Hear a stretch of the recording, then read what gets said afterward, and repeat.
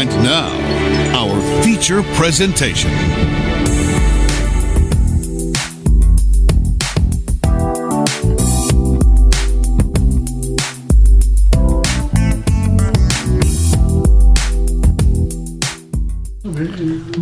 All right, boys, episode 90. It is now time for the Fives of the Week, as always, brought to you by 24th Street Pizza and Oscar's Barbershop. So today we are doing 90s favorites. We're going to throw it back to the 90s today. For sure. There's plenty to like.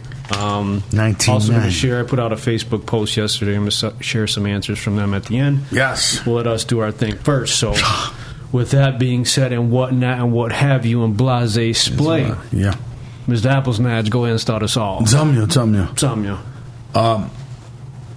My number one, or go through all five. Would you like them? What particular? No, one at a time. We'll spin it around. Oh, the 90s were great. The 90s were great. There's so many things about the 90s that I love so much. All before the prep before the world was going to end when it turned 2000, and you were holding on to that 1999. But I'm going to say one of mine was getting my job at Chrysler in 1993. The transformation of the new Dodge Ram compared to the one that they ran for like 20 years. The square front, and when this one came out, it had curves of a woman. I going on almost 30 years there. And that was one of the biggest things in my life in 1993 was being able to be part of that Chrysler team, to be there and still be there. And blessed, it's given me a lot of things for me and my family. And I'm just blessed. That was one of my great things in the 90s. Nice. I like that. It's a personal one, back in the day. Yes. I'm sure we're going to share some different perspectives. Oh, yeah. You guys are on the same age. I was more of a teenager, younger cat back then. But good stuff. I think that is great. So, GMB, over to you. Truth was, I was still a teenager in the 90s. I just never grew up. I kept the teenager's attitude. On a personal note, like Hollywood, his may have been job. Mine was when I started my family back in, I got married in 92, had my first child in 94, then another one in 97, my daughter Allie. So if I think, and there's a lot of things from the 90s that we can talk about, and I've got plenty of them. But I think for me, thinking back, if I had to pick my top one, it was, starting a family. That was a big deal for me, and that was kind of like, I was young. We talked about being young, and I was unsure, but I did it. And how old were you when you did your first one, if you don't mind me asking? I was 24. 24. Hollywood, how old were you? I was 18. Wow. Yeah. And I was 20, so yeah. We were so, all fairly young. Well, fairly young. Yeah, young dad, rough. Yeah, for me, it was definitely starting the family and having children and stuff like that. So for me, the 90s, that's kind of like the big starter right there for me. No, that's a great one. That's a special moment that I think we'll all agree with. For me, this is my first and foremost one, was just being a kid. Life was so simple, no responsibilities. Yes. I remember in particular just living free. I loved going to my grandparents' house, spend the night. I had a routine every Monday night. I'd go to my grandma and grandpa's house, watch wrestling. They buy me Jets pizza, the bottle of Coke, the yada, yada, yada.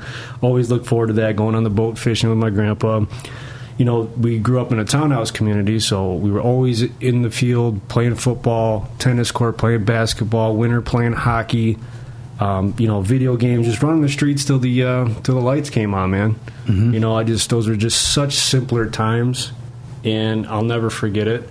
And as hard as life was at times, man, childhood was great. Yeah. And you don't see as much of that. And when I do see it, I really enjoy it because it takes me back. Mm-hmm. You know what I mean? So it's, I loved it, man. I just hope kids can enjoy that and remember that as they grow older. Yeah, absolutely, without a doubt. That's a good one. It is. Very good one. Back to you, Mr. Apple Snatch. Another, 90s was having my three oldest children. Rico, Mariah, Mateo. And last name's Bush. I remember when Reek came. He was one of the most beautiful babies. Then you had Mariah, short teeth. And, Mateo looked just like his brother Rico. But Mateo was not... The doctor happened to be Mateo, And he was almost born on my birthday. 15 minutes shy. Nice. He was still shortcomings. But yeah, that was one of my good things of my 90s was my 3 oldest kids, having them in the 90s. Wow, that's awesome. Yeah, amazing. And shout out to Mateo because he's going to be a papa. Mateo.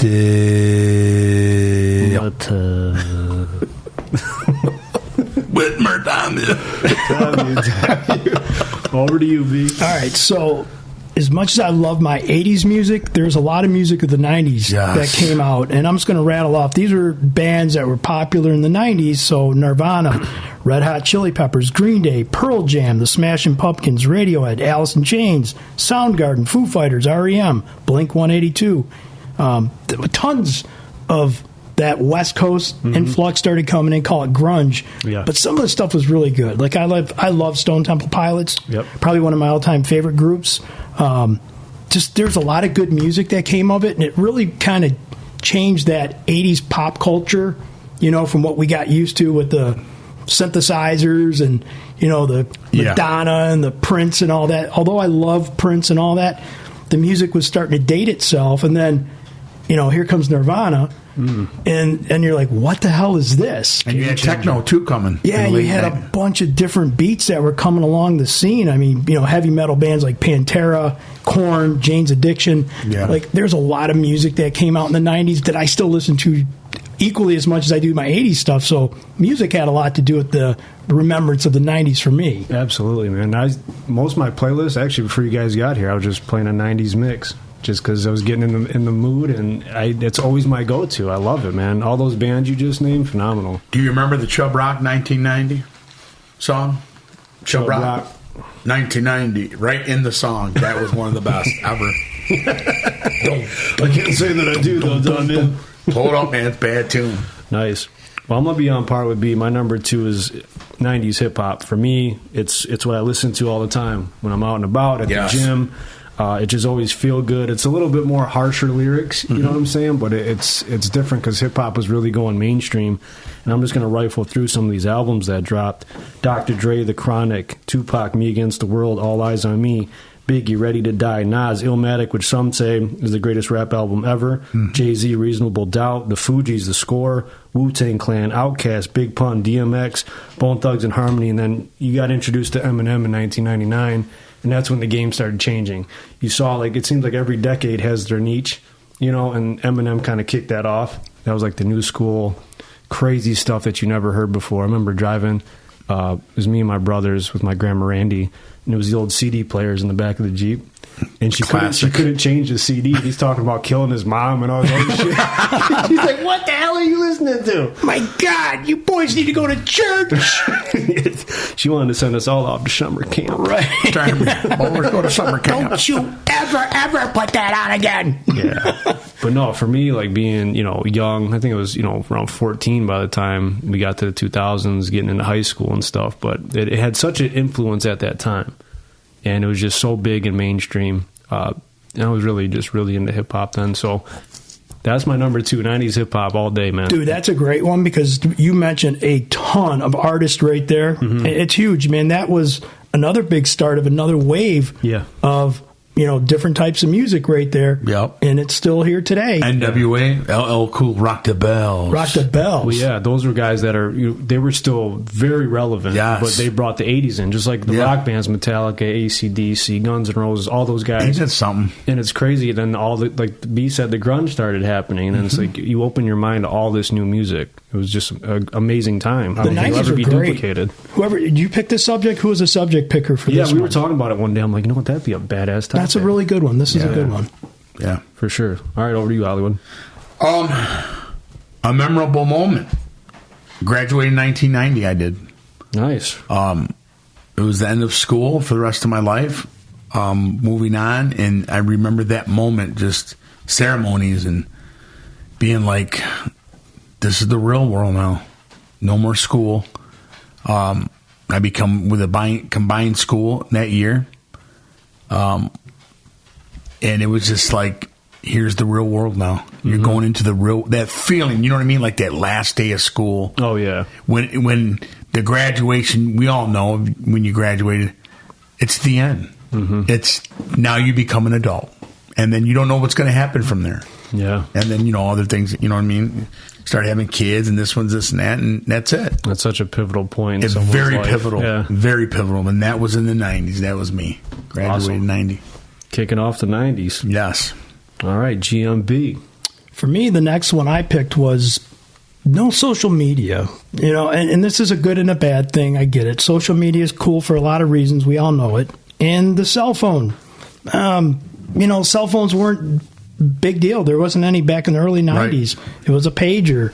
There were still a lot of pay phones out. And I know that might seem kind of like people that are younger than me go, man, you old. But the truth is, I think that everybody that has these in their hands now, it's almost become a crutch.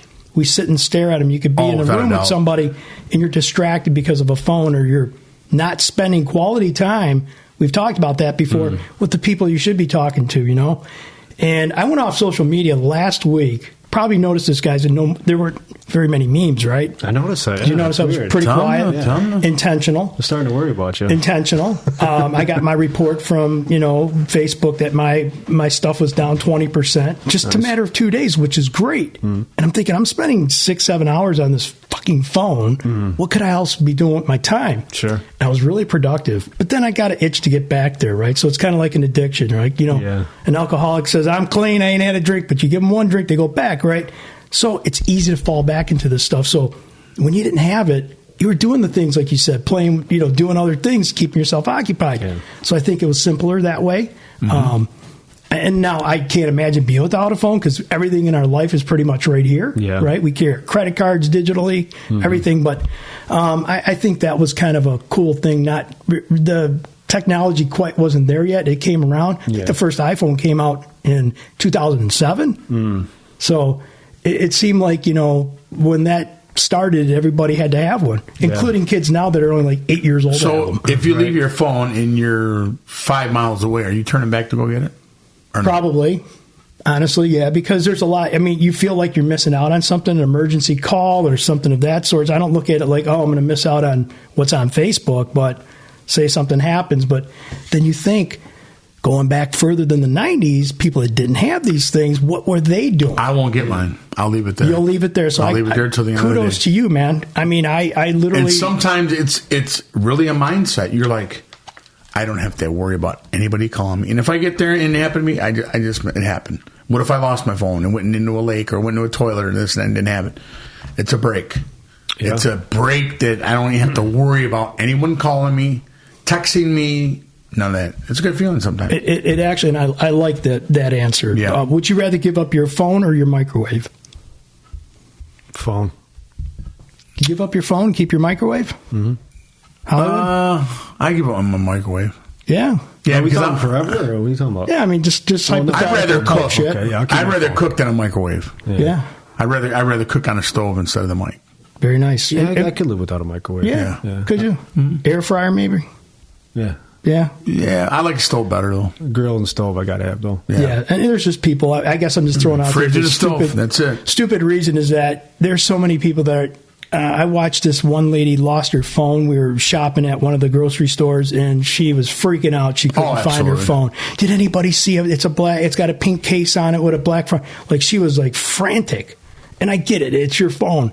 But man, we'd have to worry about, 90s. I wasn't there. So, I mean, maybe I'm getting a little bit too long on the tooth with this one, but yeah, it seemed simpler back then. No, that's cool. Remember hitting on the landline? Hey, meet me here. Hey, yeah. How many times this time? My mom's not going to be home. Have you used a 12-mile and 94 phone at that gas station? How many times do you use that cell phone? That pay phone?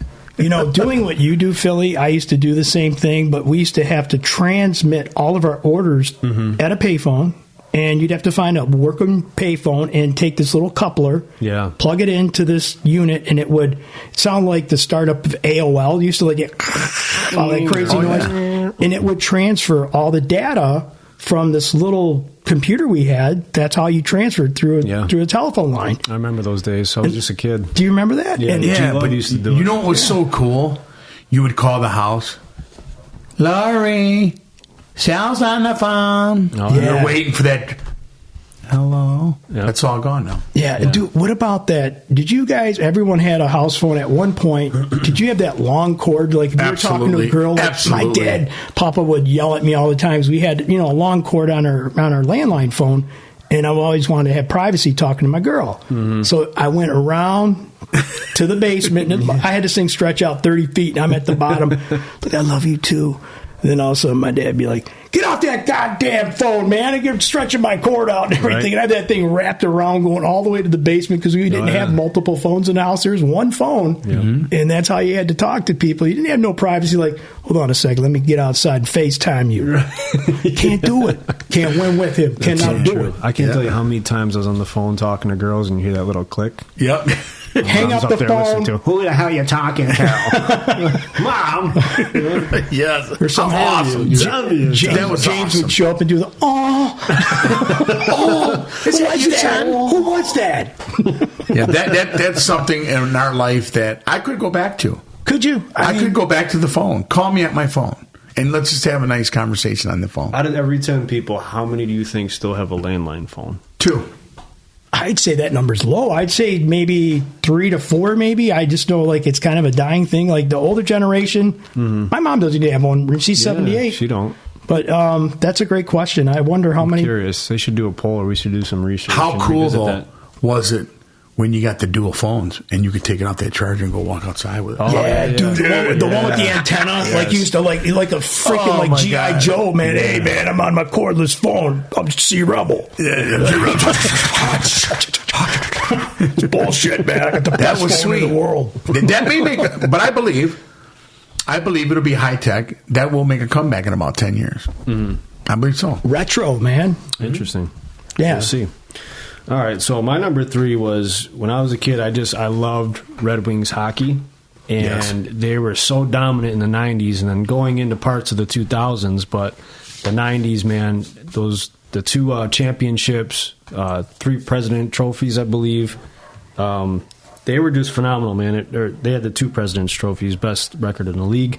And it was just a fun time. This was really hockey town. I mean, Stevie Y, Scotty Bowman, and the Russian Five. It was just such a great time. Unbelievable. You'll never see it again. It inspired me to play hockey. Roller hockey, played ice for a year. We would always play down in the tennis court when we were kids. And just had a ball, man. I just absolutely loved it. I mean, I got that plaque from when I was a kid. I still have it hanging on my wall. So, Red Wings hockey, we were definitely spoiled. And I told Cheech on Facebook last night. He posted that too, and I was like, yeah, you got one of my 5s, because Red Wings hockey was so dope back in the 90s. I'm going to share it with you. Yeah, you got that one too? That's the one. I had one of those. That was some of the most iconic hockey. Yeah. And being as that had all of the Russians, and it was so unique, and it had so many different makeups from different countries, but they dominated, man. Mm-hmm. Yeah. They were so damn good and fun to watch, man. Yeah. Probert, the guys that would just go out there and crush people, and, you see a little bit of that now, but not quite as much as you used to. You had that, then you had the Bad Boys. Yeah, I actually remember when, what was the fight? I think it was the second fight. It was the Wings and the Avalanche, and I was down at the tennis court, and that's when you lived over that way. And I remember running down to his house to watch the fight, because everyone was saying, hey, Patrick Waugh and Mike Vernon are fighting, mm-hmm. So I ran down there. And they're like, screw it, you see it, and you're like...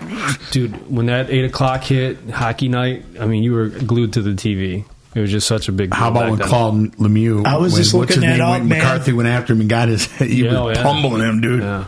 For that Draper shot. Yeah, we were blessed. I got to find that damn fight, dude. That was like some of the best, man. That was a Claude Lemieux. They called him the Turtle. Did you know that? No. Mm-mm. That was his nickname. Here's a little clip from that. We got to see if we can find this. Decided to go at it and get this over with. And guess what? Claude Lemieux is not turtling on this one. Remember, it was Darren McCarty that whooped up on Lemieux last season, and Lemieux just took it, and he stayed down in the Turtle. Well, baby, he's not taking it now. He called it the Turtle. Right here. That's right. This is a statement by Claude Lemieux to the Detroit Red Wings and Darren McCarty. He obviously was embarrassed that he turtled. And that went on for, that was a rivalry, man. That just went on and on and on, and that's made the 90s hockey, man. Oh, yeah. Made you Joey even if you weren't a fan. Joe Sakic. Joe Sakic. Peter Forsberg. Yeah. Forsberg. Unbelievable. Foleskin. The Foleskins. Amazing. Rumple Foleskins. Oh, yeah. Damn you, Apple Snatch. Over to you. Playing in my last homecoming game. Nice. That was very big for me, even though that I was pulled out in the second quarter because I had astronomical numbers. And set me on the bench. And I was pissed because I didn't understand why. I'm like, this is my last homecoming game. Well, we're not going to take the integrity of the game. You've already threw for 3 touchdowns and 200 and some yards already. And I said, so, but you put my receiver in and give it a chance to hurting him, you know. It's like, didn't make sense to me, but whatever. So what I did was I tried playing water boy, you know what I mean? I was still upset. Yeah. But you don't understand that when you're in your senior year and you're like, I'll go on defense. No. But that game we won, beat them by 20-some points, and it was just it was a good game. I just remember everything, the way it started, and the crowd was so crazy. It looked like the air was just so different in the fan. It was shaking like this. It was unbelievable, man. Memorial Field was just unbelievable. A beautiful Saturday morning, the floats. That was my 90 homecoming. Nice. Beautiful. Nothing like high school football. I miss it. We all reminisce on it time to time. Yes. That's a good one. Dig it. So we shared the Red Wings, so if you want to skip over to me, and then we'll just keep it going. All right, so for me, number 4, obviously, with that being said, y'all know I'm a big wrestling fan, so the WWE Attitude Era. Nice. Just an amazing time to be a fan. It's kind of like in the early 90s, it got stale. I was always a fan. I had action figures, always wanted to go to live events. But this kicked off in 97, the Survivor Series, the Montreal Screwjob. Screwjob, Tom Hill. Where wrestling, you got to peek under the hood where it actually, you found the realism of it and the business side. And Vince McMahon screwed over Bret Hart, I'm sorry, gave Shawn Michaels the title. So it kicked off this whole thing of Monday Night Wars between WCW, Ted Turner's company, and Vince McMahon. And, Sable, Sunny, Chyna, these chicks are in Playboy. They're having bra and panty matches. Oh, yeah. As a young teen, you're just like in awe, like, oh my God. Jerry Lawler. Puppies. Yeah. Keep the puppies in there. The hardcore matches, the tag team matches. And then, of course, it ended with the everlasting feud of Stone Cold and Vince McMahon, where it's like, you got a ruckus employee beating the shit out of his boss, which is not seen before. And it kind of went hand in hand with that whole grunge era with music. So it was like this whole movement that was all intertwined. And you just got to think about the hospital scene when he with the pan off the head. Amazing, man. Austin W. Is that when he walked into the hospital room and beat the shit out of him? Yes, God. It's fucking awesome, man. Yeah, Stone Cold was a megastar. He was. He catapulted that era, put wrestling on a different level. Him and The Rock. Mm-hmm. So it was just an awesome time to be a fan. And we, when I get together with the guys, we still talk about it. And you had Triple H. Yeah. And that, you know what I mean? It was. How do you compare it to now? It's different because it's so PG now. But it's great storytelling, athleticism, all those things. But it was so uncut back then. Yes. It was raw. It was literally raw. Yeah. Austin and Detroit drove a Zamboni out, started spraying guys with beer. I loved it. You wouldn't see that now. That I enjoyed. That was fun stuff. Do you enjoy it better now that you're a little bit older and you have a little more understanding, or do you enjoy being back in that time as a kid? You know what I'm saying? It's kind of like when we talk about seeing like a great athlete, like we talk about Barry Sanders and Calvin Johnson, seeing those guys firsthand. I'm glad I got to live that as a child because I was glued every Monday night, even though I know Raw was taped, but I didn't know that. Mm-hmm. So just glad I lived through that because it made me the fan I am today. Yeah. I'm right there with you. I love it. Yeah, man. A great time to be a fan. It's a good one. Over to you, Hollywood. Let's round it out. This is my last one, correct? Mm-hmm. Got him! I'm going to say fighting in the 90s. Going down to Grand Rapids, winning both of my championships in the 90s was a very big time in my life. Meeting the people down there that I never even met before. To come see me, chant my name, and you'd have to see this Grand Valley Armory. It was amazing. It was probably 4,000 or 5,000 deep. Big screen up on the corner wall. I mean, you could see the ring, the fight there if you're not watching there. Unreal. And to win the championships and the good people around there, it was just an amazing time in the 90s for that. Yeah. I loved it, you know. I remember going to a couple of your fights. Yes. That was a great time. Yes. It was a cool atmosphere. You can only imagine how that felt. Oh, just, it's a rush. You know, and like I said, being a fighter, and then when my boys did it, it gave me a bigger rush getting in the ring, talking to them.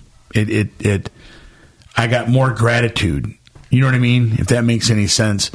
And I really, really enjoyed it, and I still love that. I still love that, getting the head up underneath the ring and getting in there, and it's like that rush that never leaves you. It's amazing. But yeah, them titles in the 90s, I loved it. Hell yeah, that's a good one, Yes. man. Special. Grandmaster B, over to you. So my next one is CDs. I mean, these are not even something that Voila. registers with our youth right No. now. Right? Do you remember we went from cassettes that were just, you can make your own mix? I love CDs. They're still the best sound. I mean, I can't tell you how many CDs. I probably got hundreds of them in bins somewhere in my house. Some of them were crisp.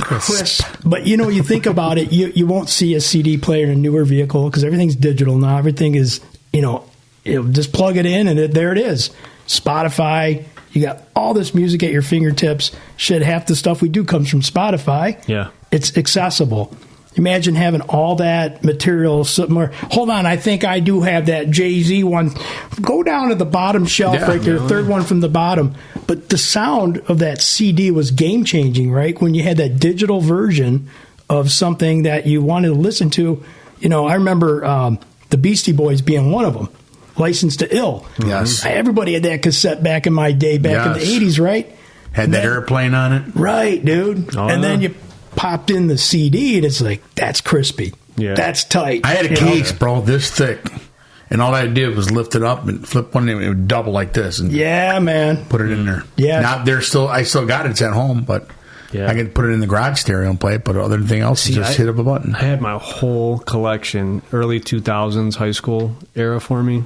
Got stolen, man. It was like the big one, 164 disc, I think. Yeah. Had all my classic albums in there. Stolen out of my car. And you know, those they weren't cheap to No, buy a absolutely CD. not. I mean, it was nothing to spend $20 on one CD, but that was the shit back in the day. You know, if you had that CD, that player, or whatever you had, Pioneer, whatever you had, you know, Kenwood, whatever you went to, you know, what was it, Mickey Shore, cartoons. Mickey Shore was the place. Right. Where'd you get your radio? Mickey Shore. Mickey Shore, man. What is that, man? Yeah, Is you're that like, oh, dude, I can't afford that. It's too much. Yeah, Mickey is that Shore. the Pioneer 1130A series, man? You got the fast forward button, so everything seems so advanced. That's man. still around, ain't it? There on Gratiot? Yeah, they still do car alarms and everything Shore's like the best, that. But dude. you just think about it, like, man, like all that technology back in the '90s was like cutting edge, man. Like you Remember had the that. flip top? Hell yeah, the flip bro. top radio. Yeah. Or I could take it, put it in my pocket. Yeah. Right, yeah, you could take the bezel off, Yeah, right? yeah, You yeah. could just pop it off. You were man. badass if you had You had that. a car worth $300. You had a freaking stereo system worth $1,000. You're like, man, I got to take that shit apart, can't man. play unless you I don't know have who's this, going to dude. steal this thing, man. You can't play unless you have this. Right. So it's kind of crazy, man. You think back to the old CD days, and now we fast forward into modern day. It's all digital. I thought they were going to go, and I wasn't even thinking digital. I'm going, you know, they're going to downsize and have a little CD. And now everything's A just, little Portobello. yes, they got this on your vehicle. You know, we'll give you $5.99 a month if you sign for the next 6 months. You know, sir. It's like, I'll listen to the radio. Yeah, and it was like an upcharge anytime you went to go get a leased car or something like that. You're like, does it have a CD player in it? No, that's extra. That's going to be $500 extra if you want to add that. That takes your payment up another $20. How important is it CD? A lot. I'm going to pay $20. I got CDs. Well, then people had a guy that could install them, you know, on the Yeah. street. Like, hey, this guy can do it for 50. This guy could do it for 100. Right. You know what I'm saying? Why is my thing blinking when I play? Right, you hit the first bump in the road and the thing disconnects. You're like, what happened? I call the guy's number and it's on the landline, of course, and it's disconnected. God damn it, man! I'm wondering if I can get one in the truck though, man, from Mickey Shore. I'm Still sure you got my can. screen, Yeah. but there's something they can move and add that, dude. That'd be sweet in Alpine, Yeah. or Kenwood. Dude, That would be sweet. going back a couple more generations. Now, this is going back to my dad's day and probably Papa Rubio's days. They had 8-track players, dude, man. yes. The LTD, dude, had the 8-tracks. These things look like toasters, right? Like, you'd have to put, like... Texas toast, bro. Right, dude. This thing was like this big square thing, and it had 8 tracks on it, so you'd be right in the middle of a song, and it would stop, and it would go to the next track and pick up again. I remember my dad had so many they 8 had them tracks. consoles. They just pulled it up, and all the 8 tracks. It was crazy, man. Just for that, dude. Yeah. Yeah. The old school cats always have Yes. Yeah, so I would say CDs, man. That was kind of a cutting-edge thing back in the Nice. 90s. Remember when the Walkman came out? Yeah, man, that was a big deal. You had those headphones, big old square box on the then side. they came out with the clip. The clip, you could yeah, clip you're it there and badass. Just listen to it walking. Yeah, Just man, sweet. that dude's got a Sony Walkman. He's the shit, man. Yeah. That transition to the iPod, and then now you could just do it all on your phone. There it It's is. There it is, man. Oh, that's a great one. For me, obviously, early 90s, just being a young buck, it was cartoons, man. Cartoons were great in the 90s. Absolutely. Doug, Rugrats, Ren and Stimpy, Street Sharks, Gargoyles. Then later in the 90s, you get the South Parks and the King of the Hills, with a little bit more adult humor. And that was kind of the thing, like the badass mentality. It was a cool thing to watch. So. Poor Kenny. But South Park. No, get it back, get it. Shut up, you suck. I can't stand you. I hate you, Kenny. I still got that Doug song in my head. I loved it, man. I was always glued to the TV, and there's a good, pure moments of childhood. Is it still play?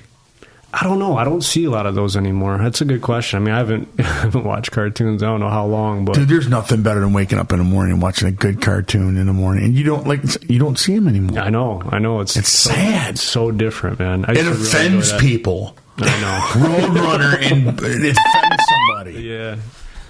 What's wrong with cartoons? I'm still a little kid at heart. Like, I love watching the Flintstones. Dude, the Flintstones offend somebody. Yeah. Because remember the pulling of the hair and all that? Remember they had that on there? Well, Wilma was a freak. Oh, God. Wilma was a freak and Betty was a swinger. What are you going to do, man? Fred was taking it upon time. Fred was pounding Barney in the shrink. Seriously, Hey, dude, Fred. Kids wouldn't know. Like the Flintstones were the shit, man. Yeah. I loved Simpsons, it. man. Oh, All God. that, dude. I mean, you could sit. They were all on like right after each other. Like, Yes. you go from I think Simpsons were on Fox or NBC, and then I'd flip over to Nickelodeon. And Remember watch, Fraggle like, Rock? Down at Fraggle Rock. Down at Fraggle. What else? We grew up on Bugs Bunny Roadrunner Hour? the Muppets. The Muppets, yeah.